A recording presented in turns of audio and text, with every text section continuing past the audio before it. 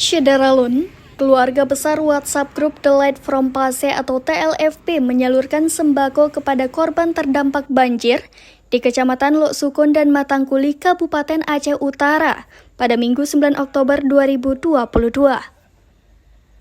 Admin grup TLFP Insinyur Muhammad Hatta SSTMT mengatakan, bantuan berupa sembako untuk korban banjir sebagai bentuk rasa keprihatinan dan kepedulian pihaknya terhadap masyarakat yang terkena dampak banjir di Kabupaten Aceh Utara.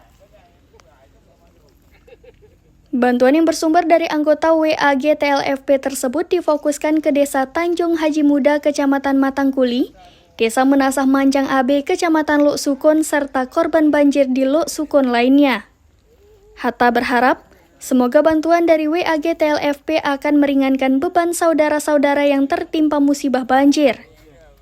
Untuk diketahui, WA Group TLFP berjumlah 315 orang yang terdiri dari alim ulama, pimpinan perguruan tinggi, birokrat, akademisi dan cendekiawan, politisi, pengusaha, pemuda, pimpinan organisasi, dan dari unsur BUMN dan BUMD. Bantuan yang kita salurkan ini semuanya berasal dari warga grup The Light from Pase atas kepedulian kita terhadap bencana banjir yang ada di Kabupaten Aceh Utara.